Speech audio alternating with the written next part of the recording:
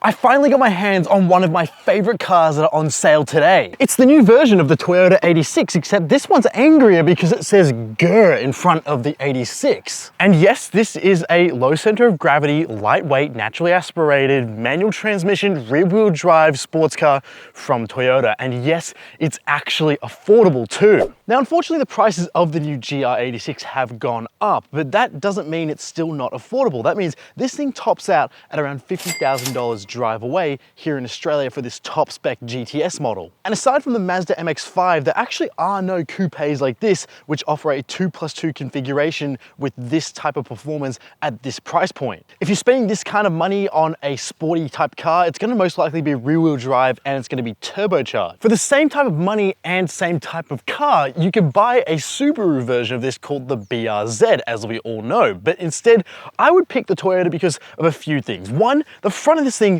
is just so much prettier. It's way cleaner and it just looks far more aggressive than the big grinning face of the BRZ. Truthfully, this is one of the best looking Toyota sports cars to ever be created. I just really love the front grille design up here. We have these cool J-style LED lights up front, and we also do have that GR badge, which does stand for Gazoo Racing, and it doesn't mean that this car is just pissed off. Now under here we are getting a 2.4 litre naturally aspirated motor which is sourced from Subaru. It is a flat 4 motor, which means it's kind of related to a Porsche. Well, not really, but you can think that. This thing produces more power than the previous generation engine, so it means it produces over 170 kilowatts, which is just over 220 horsepower, and 250 newton meters of torque. But there are no turbochargers here, no superchargers, which means your throttle response should be very instantaneous. And as you can see here, a flat 4 motor is a lot lower than an inline motor, which means that it gets a lower center of gravity than, yes, the more expensive Supra. Now, if you're upgrading from the previous generation 86, you're getting a more serious upgrade. You're getting 18-inch wheels, which look really quite nice in this black finish. They contrast well with this pearlescent paint, although here in Australia, we get some pretty boring colors for the 86. What I find hilarious is that the brake calipers here don't even look like they're finished in any paint. They just look like it's made from the metal that they're cast from, I guess maybe to save some money. But what is more serious is that this car doesn't get Prius tires anymore. It comes with Michelin Pilot Sport 4 tires to make sure we're making the most of that extra power. And on top of that, we get this giant functional vent here, which just looks better than the previous generation car. But yes, like I said, it is functional. Now, as Colin Chapman would say, there is no substitute for lightness. And that's true for the new GR86. This thing is a featherweight in 2023, weighing just over 1,200 kilos. And to put that in context, the new C63 weighs over 2 tons. So this thing has been on a diet and actually keeping that diet since the original 86. Now you get black wing mirror caps on here, which do contrast nicely with the rest of the black accents on this car. And from the side, it looks pretty much the same as the BRZ. There's really no way to tell this apart from the BRZ unless you look really closely at these Toyota logos here. And then what I do like about this car is that super low roofline, which has that double bubble effect in it. And I really do like the look of those side skirts compared to the previous generation car. Now here in Australia, you're gonna have to fill up this with the most expensive fuel type we have, which is known as 98 RON. So it's not gonna be a cheap trip to the Bowser every time like it used to be in the older cars. Now this thing has a different suspension setup to the BRZ. It keeps mainly the previous generation's suspension setup, which means it's far more playful on the rear, where Subaru made sure that the BRZ was stiffer and it made sure that that car was gonna be a bit more precise out on track, where this thing is a bit more playful. So if you want the more playful car, you wanna buy the 86, but if you want something that's a bit more precise and a bit more of a progressive sliding car, the BRZ will be the one to buy. Now, I'm a huge fan of the taillight design here, but I'm so bummed that our top spec model does not come with that ducktail spoiler that the US market gets. I think that really made the new GR86 look so much more unique, but unfortunately, we don't get that here. So it means I'll be jumping online to get that at a later date if I bought this car. And look, these tailpipes look pretty much identical to the previous generation's car, and they don't sound too much better either, even though we've got a bigger displacement motor.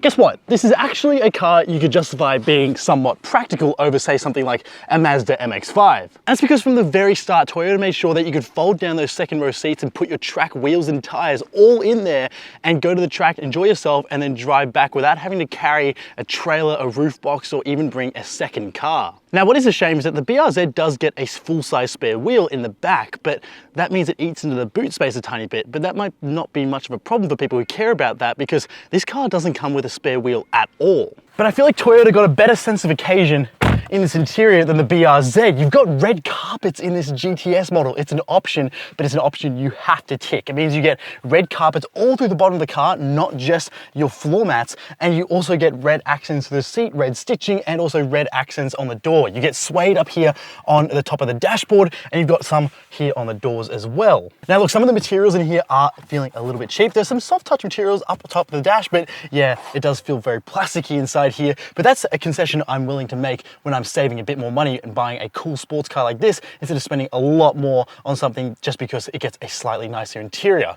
Now, what is a bit of a shame is the speakers in here, they are really bad. I would go and change those aftermarket just because they have a lot of bass rumble, and I'm not too sure if they've been overused from the amount of press miles this thing has, but yeah, they're just not so great, and they're probably some of the worst speakers I've heard in a long time. And also this head unit here does feel a bit aftermarket, so if you want to change it for whatever reason, I don't think you'll ruin the look of this car. Now you get your digital climate controls down here, physical buttons everywhere else, and you also get a GR start stop button. Now what I love is the dash layout. It's meant to be in the shape of a boxer motor, and it's digital, which is really not quite nice. You can get readouts for G-force meters, you can see a power curve, you got a digital dash for your revs, and you've also got another mode that changes when you go into track mode, and it looks far more aggressive. There's no heads-up display, but you do get a telescopically adjustable steering wheel, which is, yes, great for getting comfortable, and we do have some metal foot pedals down here, which are very nicely spaced apart, makes it easy for heel and toe. Now you get this GR logo and some red stitching on this steering wheel, which has heart buttons on it. I love this steering wheel, feels quite nice, and we do have our traction control off button here, some controls for our heated seats, and we do have a little split armrest thingy here, which is just a soft part of the center console, but it acts as an armrest and center storage cubby for your USB ports and your cup holders. You also have cup holders in the doors and more red stitching around the armrest there. And of course, you get this giant manual handbrake, which is very nice. And you've also got your giant manual shifter here as well. Now these seats have a suede material in the middle, which keeps your butt nice and gripped in, and you also have plenty of lateral support, and I do like the leather accenting on the outside of them. Now our carpeted roof looks quite nice as well. Might have been cool to see that red carpet here on the roof as well, but maybe too much. I'm not sure, I'm not a car designer, but I do like how you can see the grooves of the roof here in the headliner. Now Toyota claims you can get 4 people in here, and legally you can, but yeah, there is no way you should be carrying adults in the back. For kids, sure, there's some ISOFIX points in the back, and yeah, for bits of storage, it's okay, but my head is already hitting the roof, and I haven't even tried to fold myself in the back here. But at least you have the option if you really have to, which I like about this 2+2 configuration. But now it's time to show you why this is one of the best cars you can buy in 2023.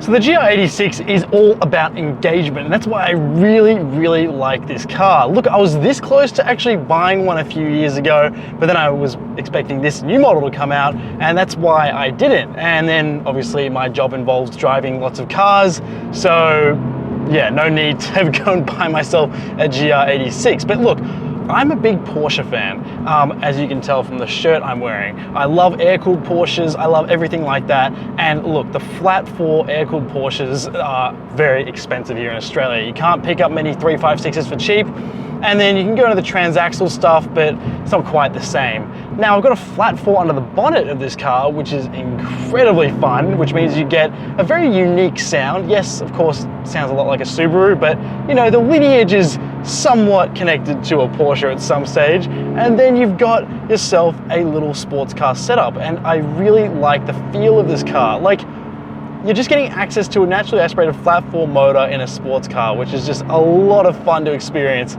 And I love the MX-5 for sure, but I'm more of a coupe guy myself. A Roadster is always fun to hoon around in, but yeah, come on, this is like so much better.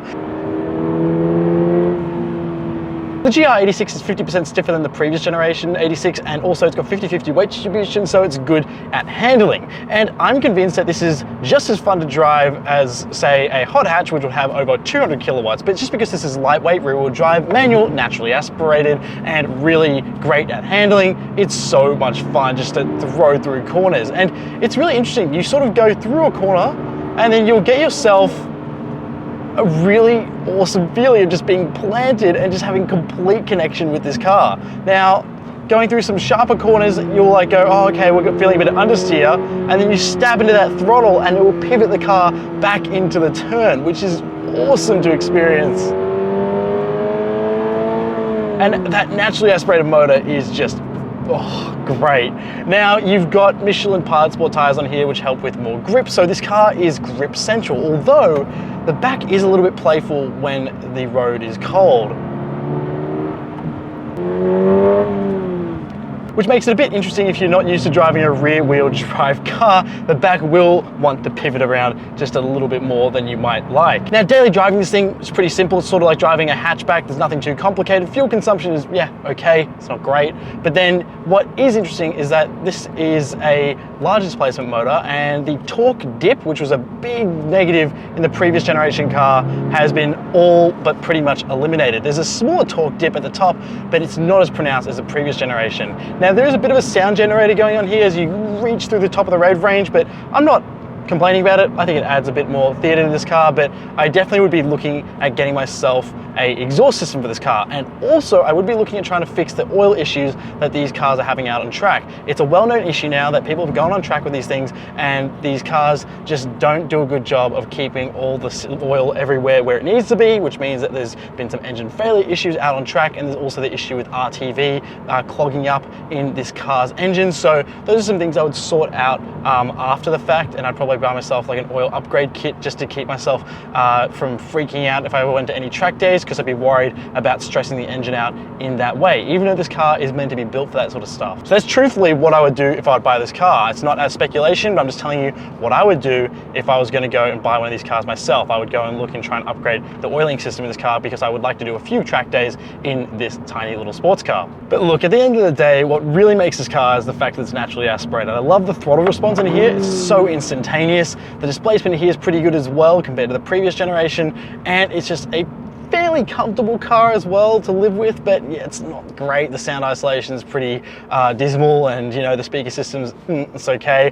I did feel like the MX-5 felt like a slightly more premium experience, if that's what you're looking for in a tiny sports car, but yeah, this at least has a hard roof and also a way bigger boot, so that's easier to live with on a day-to-day basis. And look, would I modify this thing from the get-go? Yeah, I'd probably get myself a little exhaust just to make this thing sound a little bit louder out from the pipes. I don't want it to be screaming or making a complete racket, but I do think it's very quiet, but that could be a good thing, because modified versions of these are pretty much cop magnets here in Australia. And that brings me on to the power. It's great. I don't think the power is much of an issue unless you're doing constant track day driving. There is a rumor that Toyota is going to bring a 3-cylinder motor into the next generation GR86, but to be honest, the flat 4 motor here offers plenty of power for what you need here in Australia. Because yes, if you're watching from overseas markets and going, hey, it's an underpowered car, you can get more powerful cars for your money, you lose your license if you go 30 kilometers over the speed limit, which is very easy to do in something like an i30N or an Elantra N. And so that means this thing is far more sensible in a country like Australia, where you can really enjoy and exploit all of its power and handling out on the road, and then also have fun on track. But yes, some slight modifications here and there can make this a tiny bit more powerful reliably, which can be a lot of fun. And yeah, I would like to hear that engine open up a bit more with a louder exhaust. And so for everything wrong in the previous generation 86 has pretty much been addressed, solved and fixed in the new GR86. And that's why I would actually go out and buy one of these if I needed a little sports car, because look, the MX-5 is very appealing. I really like that car, but it's just a tiny bit too impractical, where this is a lot easier to live with, and there's a great modding community as well. So it's really easy to make this car interesting for a longer period of time after you buy it as a brand new car. And I simply think for the money, it's one of the best looking sports cars and best handling that you can buy. But of course, if you don't like the look of this and you prefer the look of a Subaru, then you can go and buy one of those as well. Now, thanks for watching this Toyota GR86 review. If you want to see more reviews just like this here on this channel, make sure you hit subscribe down below. And also, if you want to see any other sports cars reviewed here, make sure you let me know in the comments. If you want to see more car content, make sure you follow us on TikTok and Instagram at Product Review Cars. My name's Cameron. I'll see you in the next one.